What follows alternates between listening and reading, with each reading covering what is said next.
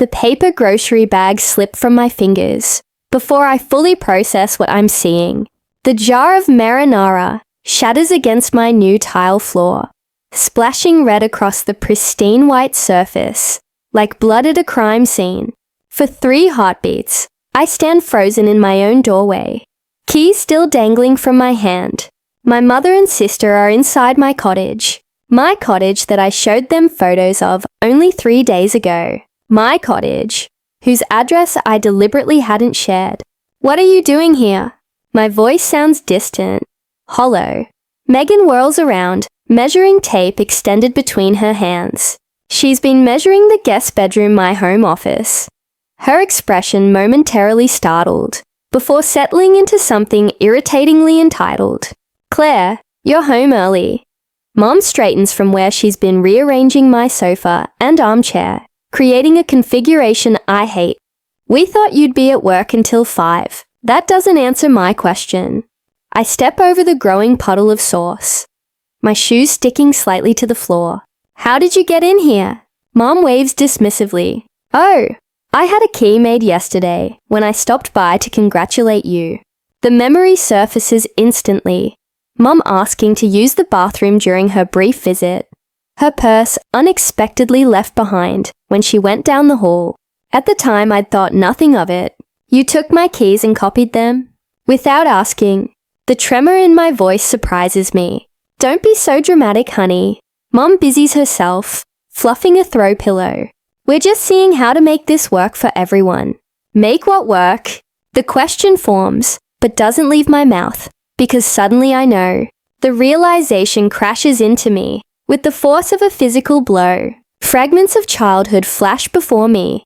Megan's 11th birthday, with the hired clown and backyard carnival, while my own celebration that same year had been a store-bought cake in our living room.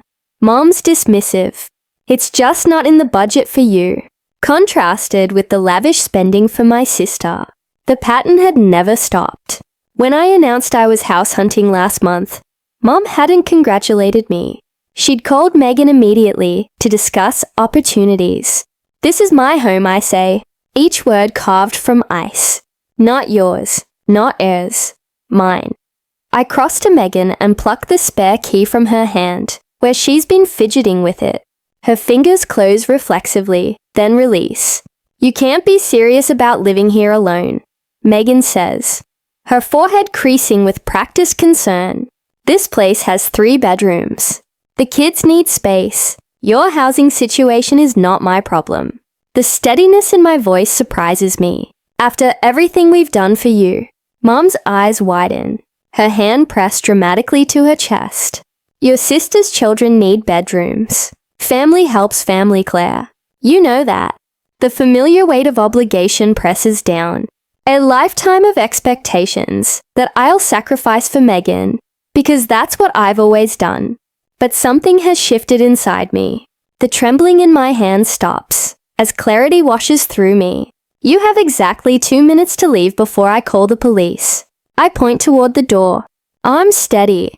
You wouldn't dare. Mom's voice sharpens. 1 minute, 50 seconds. They leave. Mom slamming the door hard enough to rattle the windows. I slide the deadbolt into place with a satisfying click. The phone rings 20 minutes later as I'm still cleaning marinara from the grout lines. Dad's name flashes on the screen. What the hell do you think you're doing? His voice booms the moment I answer. Your mother is in tears. You're tearing this family apart with your selfishness. I say nothing, scrubbing harder at a stubborn red stain. Megan needs help, Claire. That's what family does. You've always understood that before. Always understood. Always accommodated. Always sacrificed. Not anymore, I whisper. But he's still shouting, not hearing me. After I hang up, I stare at the family photo on my mantle. Mom, Dad, Megan, with her perfect husband and 3 children. And me, slightly off-center, smiling the strained smile I've worn my entire life. For the first time, I see us clearly. See the pattern of sacrifice I've been conditioned to accept. I place the frame face down on the shelf. This house is mine. This life is mine. And I'm done giving pieces of it away. A day later, the Facebook notification pings while I'm sipping my morning coffee. A rare moment of peace. 3 days after the marinara incident. Something about Megan tagging me. I tap the icon, expecting another passive-aggressive family photo, where I'm awkwardly positioned at the edge. What I find stops my breath. A post from 3 weeks ago, before I'd even closed on my cottage, shows Megan's 3 children squeezed into their shared bedroom. The caption reads, "Kids are finally getting a bigger place soon. Blessed. Family first." My thumb hovers over the screen as I scroll to the comments. "Which bedroom does Ella get?" asks one of Megan's friends. Megan's response, "The blue one with the bay window. Jacob and Ethan will share the room across the hall. Mom thinks the 3rd bedroom should stay a guest room in case Aunt Linda visits." My coffee mug slips from my fingers, splashing hot liquid across my bare feet. I barely notice the burn. 3 weeks ago. They were planning this 3 weeks ago, before I'd even signed my mortgage papers. I bolt to the bathroom, my stomach heaving as the magnitude hits me. This wasn't an impulsive idea after seeing my house. This was calculated, planned. They had been strategizing how to take over my home before I'd even purchased it. My phone buzzes with a text notification as I rinse my mouth. It's from Dad, but he's accidentally included me in a group message meant for Mom and Megan. "Don't worry about Claire's tantrum. Mom has written, she'll give in once you're settled. She always does." The shaking starts in my hands and spreads until my whole body trembles against the cool bathroom tile. She always does. 3 words that summarize my entire life. The family dinner invitation arrives via text the next evening. "We need to talk about a solution." Dad writes, "Your mother's making pot roast." 7 p.m. I should refuse. Every instinct screams to stay away, but some withered, hopeful part of me wonders if maybe, just maybe, they've reconsidered. When I arrive, the table is already set with Mom's good china. Dad, Mom, and Megan sit clustered on one side, an empty chair waiting for me on the other. The division couldn't be more obvious if they'd drawn a line down the middle. "Claire," Mom says, her smile tight, "we're so glad you could join us." Before I can respond, Dad slides a manila folder across the table. We've found the perfect solution. Inside are printouts of 5-bedroom houses, all within 2 miles of Megan's children's school. Each listing has been annotated with notes like perfect playroom and good backyard for the kids. "These are lovely," I say carefully. "For Megan and Ryan." Dad clears his throat. "For all of you. Together."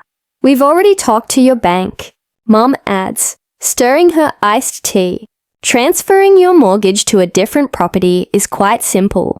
The difference in price would be manageable if everyone contributes." My mouth goes dry. "You contacted my bank?" "Just preliminary discussions," Mom says, waving away my concern like an annoying fly. "Your furniture won't all fit, of course," Megan chimes in. "But we could sell the extra pieces. We'll need space for the kids' bunk beds." The front door opens, and Ryan strolls in, late as usual. He nods at me before turning to Dad. "I was thinking about the garage spaces. The left side would work better for my truck. If Claire doesn't mind parking on the street. The casual way they're dividing my property, a home they've never contributed a penny toward, leaves me speechless. My hands curl into fists beneath the table. "Claire," Dad says, his voice dropping into the serious tone he used when I was a child and had disappointed him. "Refusing to help would show you don't really care about being part of this family." Mom reaches across the table, not quite touching my hand. "Think about your relationship with your nieces and nephew. Children remember who was there for them. Everyone knows family comes first in this town." Megan adds, her eyes narrowing. "What would people think if they knew you had all that space, while your sister's children are crammed into one room?" The weight of their expectations presses against my chest. For years, my entire identity in this family has been Megan's supportive sister, never just Claire, with my own dreams and needs. "I spoke with Robert at your office," Dad mentions casually, as if he hasn't just crossed yet another boundary. He understands your family crisis might require some flexibility in your schedule to help Megan with the move. After all we've done, Mom adds, her voice trembling with practiced emotion, providing a home for you all those years. The memory surfaces, writing rent checks every month throughout college, while living in their basement, watching them pay Megan's full tuition and apartment costs without question. The silence stretches as they wait for my capitulation. The familiar script. Claire protests. Family pressures. Claire surrenders. She always does. But something has shifted inside me since finding them in my house. The pattern is suddenly visible, like one of those magic eye pictures that snaps into focus after years of just seeing random dots. I stand, carefully placing my napkin beside my untouched plate. Watch me not help, I say, my voice steadier than I feel. I walk out, ignoring their calls to return, their demands to sit back down and be reasonable. In my car, the phone begins buzzing with texts and calls. I switch it to silent. As I drive home that night, my phone lighting up with angry messages. I wonder if standing my ground is worth potentially losing my family. Should I maintain this boundary at all costs, or find some compromise that wouldn't completely sacrifice my independence? The house was mine, but was complete separation the only way to protect it?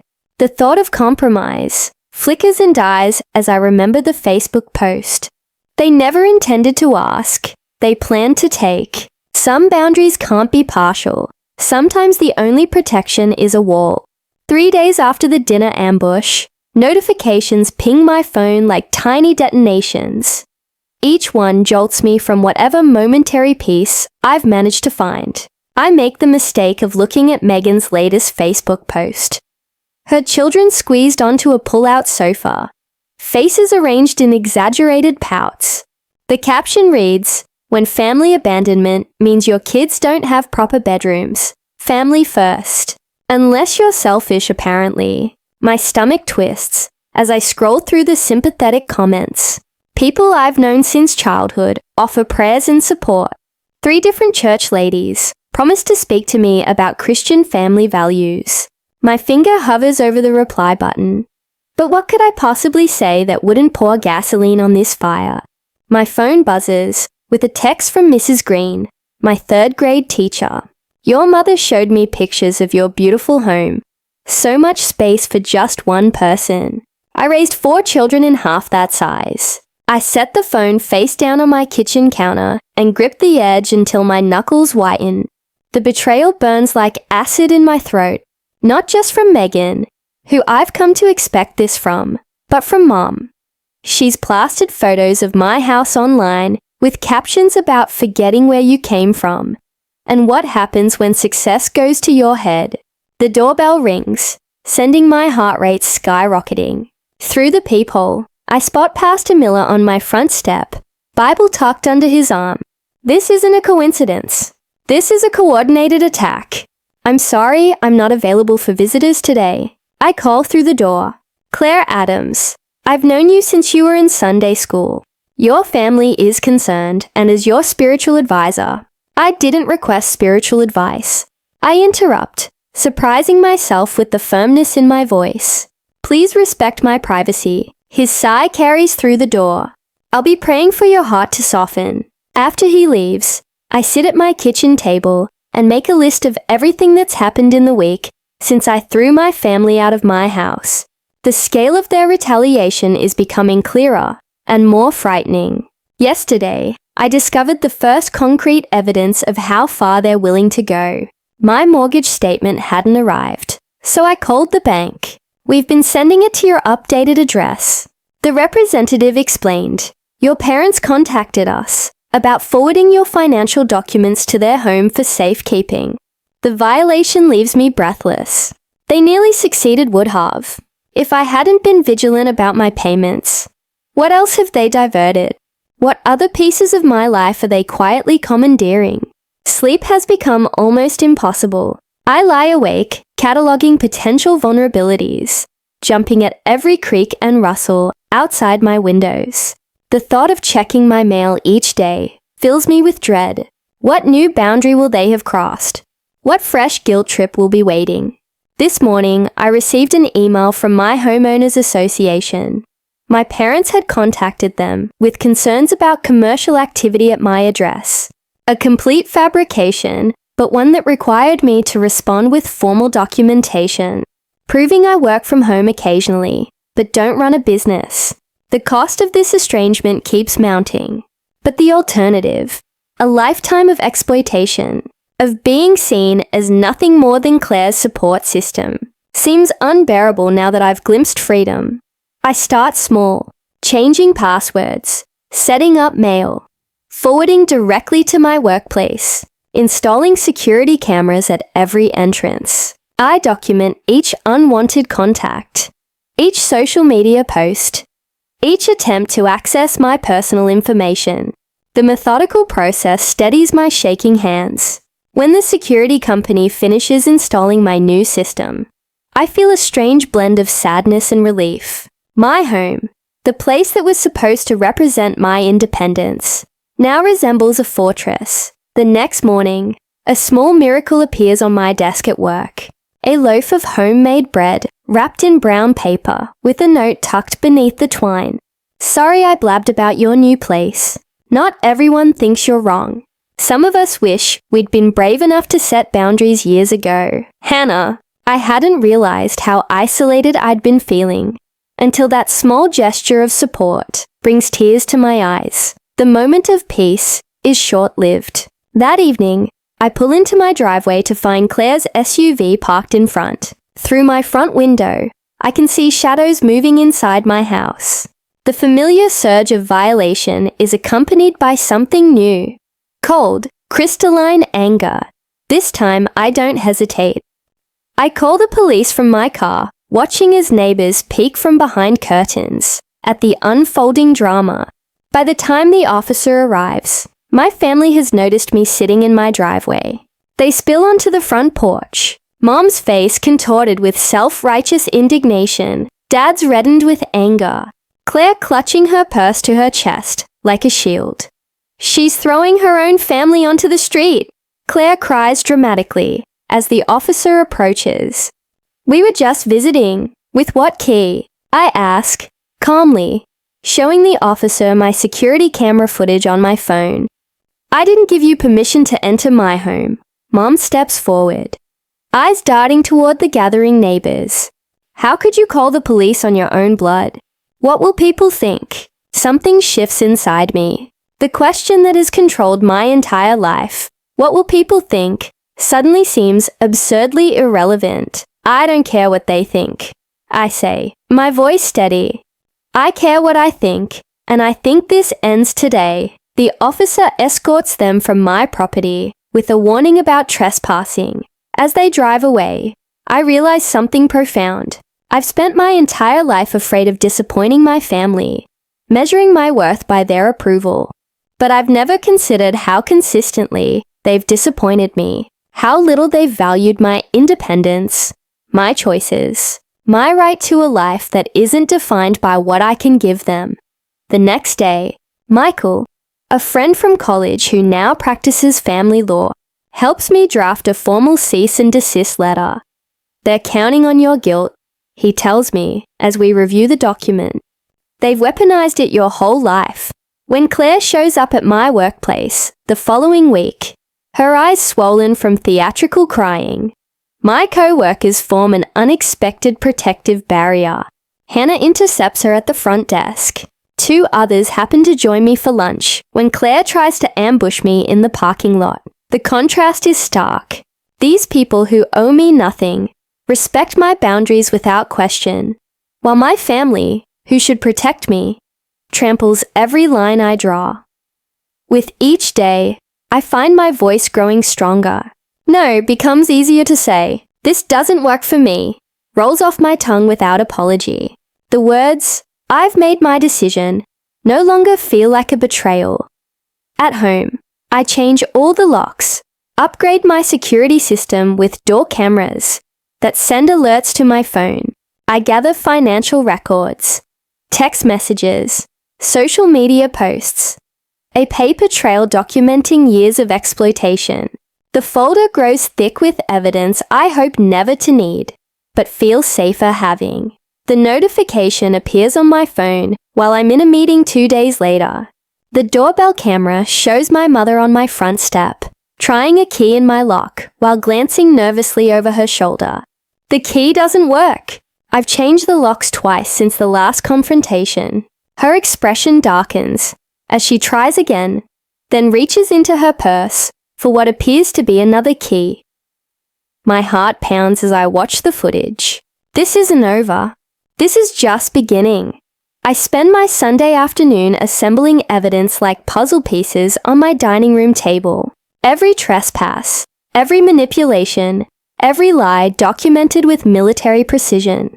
The security camera footage plays on my laptop, showing Mum trying 3 different keys in my front door yesterday while I was at work. I add the timestamp to my spreadsheet and feel a curl of satisfaction rather than the usual guilt.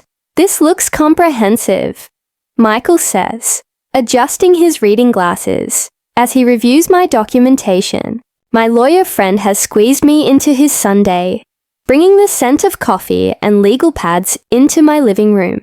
The cease and desist letter should be ready tomorrow. Will you be okay delivering it yourself? I need to do this myself. I add the mortgage company's call recording to a labeled folder. The representative's voice still rings in my ears. We spoke with someone claiming to be your mother about transferring your mortgage to another property. We informed her this wasn't possible without your direct authorization. My therapist Janet's advice guides my hand as I organize everything. Document, don't engage. Facts, not emotions. Boundaries, not arguments. Monday morning, I place the certified letter in my mother's hands. She doesn't open it, just stares at me with wounded eyes, as if I've betrayed her by protecting myself. You'll regret this, she whispers, but takes the envelope. 3 days pass in blessed silence. No calls, no texts, no unexpected visits. I sleep through the night for the first time in weeks. Thursday brings the inevitable escalation. I'm reviewing code at my desk when Hannah from accounting appears at my cubicle, eyes wide. Your parents are in the lobby, she whispers. They told reception your sister was in an accident, and they need you immediately. Cold dread washes through me until I spot the text from Claire, complaining about her kids' school lunches, timestamped 2 minutes ago. I find my parents arguing with our receptionist, Mom dabbing at dry eyes with a tissue, while Dad demands I be brought out immediately. Family emergency. He barks at the young man behind the desk. Her sister's been hurt. I just texted with Claire, I say, stepping into view. My voice remains steady, despite the tremor in my hands. She's fine. Mom drops the tissue. Rachel, thank goodness. We've been so worried. Miss Carter. My boss appears beside me, her expression carefully neutral. Is everything all right? Dad attempts his charming smile. Family matter. We'll just borrow Rachel for a bit. My family appears to be lying about a medical emergency to disrupt my workday. I tell my boss, loud enough for the entire reception area to hear. I apologize for the disturbance. Security escorts them out while I return to my desk, ignoring the stares. That evening, I discover Claire's latest attack, a GoFundMe page titled, Housing Crisis, Help My Children Have a Home, with my photo prominently featured. One email to the platform's legal department, citing unauthorized use of my image, and the campaign disappears by morning. My father's voicemail that night slips from rage into accidental truth. You ungrateful little. Do you know what you've done? We had it all planned out. We were going to move in whether you liked it or not. And now you've embarrassed your mother in front of... I save the recording with a grim smile. When my company announces an opening at their new branch in Colorado Springs, I find myself weighing a promising opportunity against running away from conflict. Would moving mean letting them win? Or was it my chance for a fresh start beyond their reach? My support system rallies around me like a protective wall. Michael sends a formal warning to my family, outlining the legal consequences of continued harassment. Janet helps me craft responses that stay firmly factual, without engaging their emotional bait. My boss offers flexible hours during what she calls this transitional period, her eyes knowing but never pitying.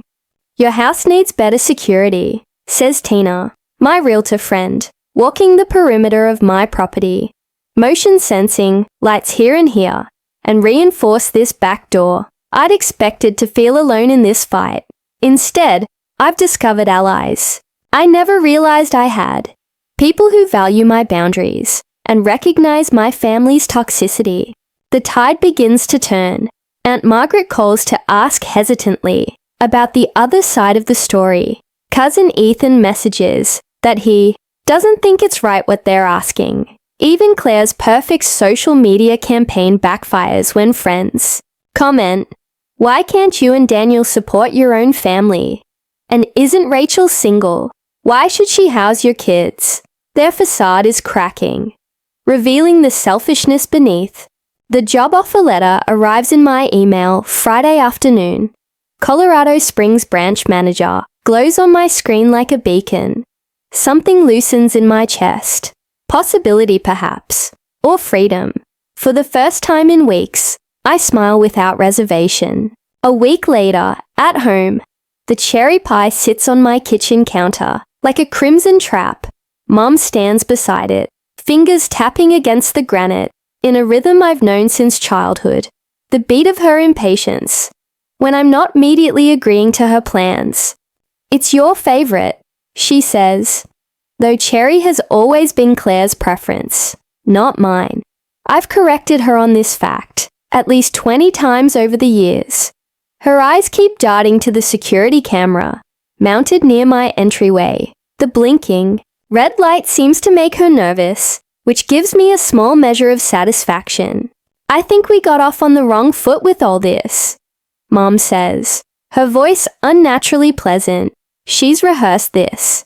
I can tell by the way she keeps shifting her weight from one foot to the other, the way she did before parent-teacher conferences when I was young. "Your father and I have been thinking, and we've come up with the perfect compromise." I wasn't aware we were negotiating, I say, keeping my distance. The kitchen island between us feels like necessary protection. Mom pulls a folder from her oversized purse. "We found some lovely properties just 15 minutes from here. 5 bedrooms, plenty of space." She slides several glossy listings toward me. "You sell this cottage. We all move into one of these. There's even a mother-in-law suite for Claire's family." I flip through the listings, noting the prices that are triple what my cottage cost. "And how exactly would this work financially?" "Well, you'd get the master bedroom, of course." She smiles as if offering me a tremendous gift. We've already toured 3 of them. The realtor was very accommodating when we explained the situation. "You toured houses in my name." The calm in my voice surprises even me. Mom waves dismissively. "We needed to move quickly. The Henderson's daughter is also looking in that neighborhood." She leans forward, voice dropping. "Listen, Rachel. If you're going to be difficult about this, we can always contest the ownership. You couldn't possibly have afforded this place without family help." Family help. The words taste bitter. "You mean the full rent I paid while living at home during college. Or perhaps you're referring to the student loans I'm still paying off while Claire's education was fully funded." Mom's face hardens. "Don't be ungrateful." I walk to my office without responding and return with an envelope. I place it on the counter between us, next to her untouched pie. "What's this?" She doesn't reach for it. "It's a job offer from our company's new branch in Arizona." I push it toward her. "I accepted it last week." Her hand freezes mid-tap. Arizona. I'm selling the cottage. I watch her face brighten before adding, and moving to Tucson next month. The color drains from her face. But what about Claire? Her housing situation is not my concern. I open a drawer and pull out a thick manila folder. I've been gathering some interesting documentation. I spread the contents across my counter. Financial records showing my paid rent throughout college, alongside Claire's fully funded education.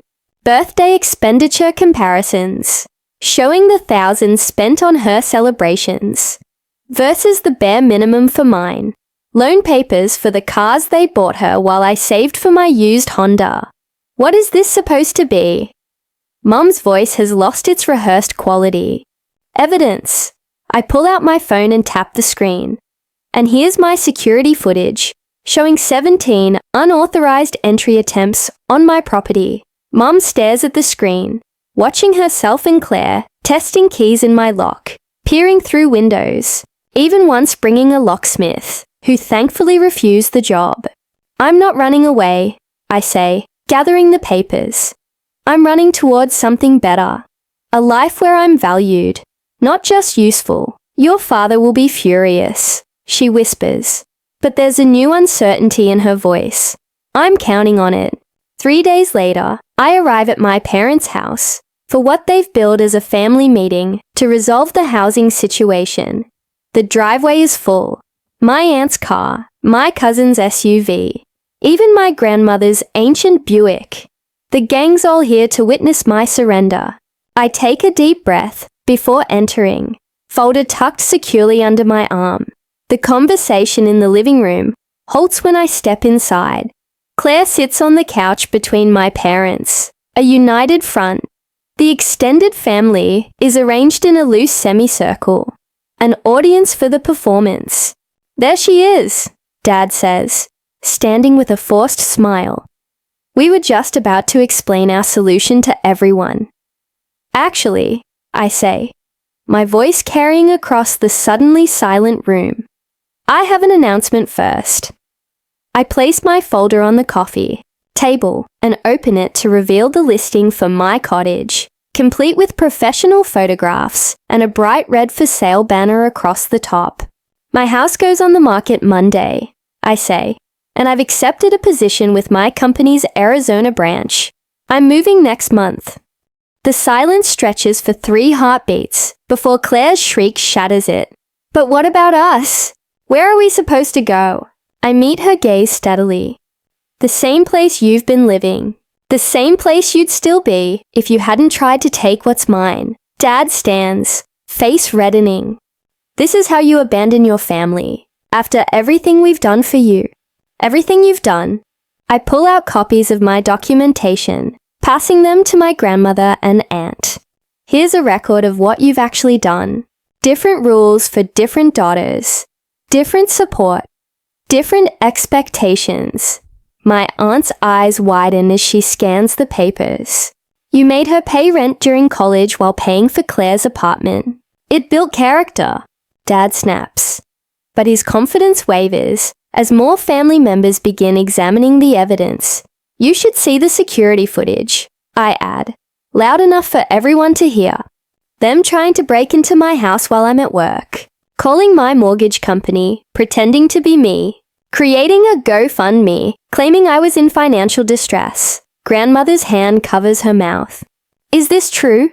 My parents' silence is answer enough. As I drive home that evening, my phone buzzes with texts, not from my parents or Claire, but from my aunt, my cousins, my grandmother. Words of support, questions about whether they'd been misled about other family matters over the years. The beginning of cracks in the family mythology. 2 days later, my realtor calls with news that feels like both victory and farewell. You've got an offer already, she says. $20,000 over asking.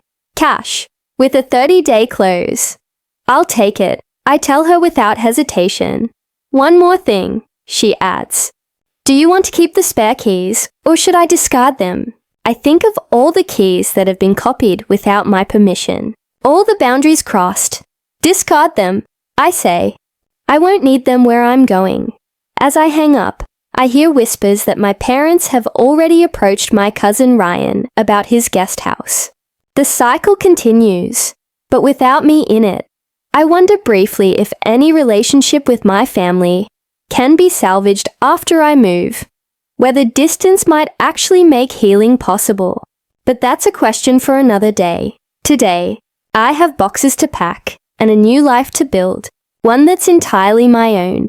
A year later, the morning sun streams through windows that have no curtains because I haven't decided what style I want yet. My furniture sits exactly where I placed it, not where someone else thought it should go. The wall beside my desk blooms with photographs. Me atop a mountain in Colorado, shaking hands with the CEO after my promotion, standing proudly in front of this house on closing day. Not a single picture shows my family. My phone rests on the counter, its screen occasionally lighting up with notifications. A year ago, I would have lunged for it, heart racing at the possibility of another accusation or demand. Now, I glance at it with casual indifference. Unknown numbers route straight to voicemail, and several familiar ones too. Outside through the kitchen window, my garden catches the morning light. Rows of basil, thyme, and rosemary. Herbs Mom always claimed would overwhelm her delicate palate. Thrive in neat beds. Brilliant orange marigolds border the walkway, their pungent scent a childhood favorite. I was never allowed to plant near the house. Too common, Mom had said when I was 10. We're putting in roses instead. I bite into a fresh strawberry from my own patch and smile at the sweetness. The doorbell rings precisely at noon. Friends file in carrying gift bags and platters, their faces bright with genuine happiness to see me. No one has an agenda beyond celebration. Happy birthday, Rachel, calls Elaine, my colleague turned friend, setting down a bakery box. Apple pie, as requested, not cake, asks Ryan, another co-worker who's driven 2 hours to be here. I've always preferred pie, I answer, the simple truth filling me with unexpected satisfaction, especially apple, for decades.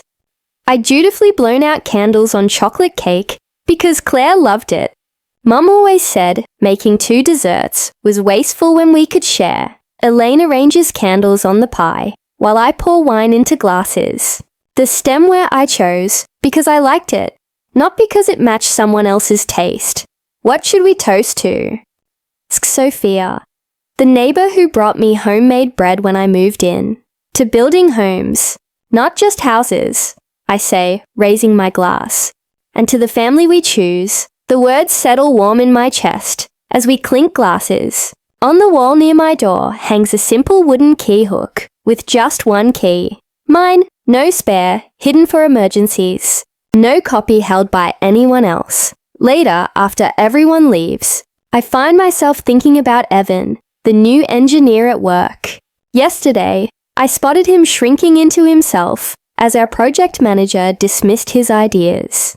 The familiar posture hit me like a punch to the gut, the same way I used to make myself smaller around my family. Actually, I'd said, interrupting the manager, Evan's approach could save us significant testing time. Let's hear more. The surprise and gratitude in his eyes reminded me of my own reflection the day I finally stood up to my family. My phone buzzes with a text from Michael, the landscape architect I've been seeing for a month. He respects my boundaries with a reverence that once would have felt foreign, but now feels right. Still on for hiking Saturday. The message reads, I smile as I type back, absolutely. Before turning in, I scroll through my phone gallery and pause at an old family photo. Everyone grouped tightly together. Me slightly out of frame as usual. After a moment's hesitation, I delete it and replace it with a picture of my front door, painted the bold red I'd always wanted. My cousin Brenda texts occasionally now. Last week, my uncle called to check in. These tentative connections with the extended family happen on my terms, with clear boundaries that they've learned to respect. As I settle into bed in my quiet house, I wonder whether complete separation from my parents and Claire was necessary for healing, or if someday I could rebuild limited contact on my terms. What would you do? Maintain the distance that brought peace, or attempt to create a new, more balanced relationship from the ashes of the old? For tonight, I'm content with the life I've built, one where every choice, from the garden herbs to the friends around my table, reflects who I truly am.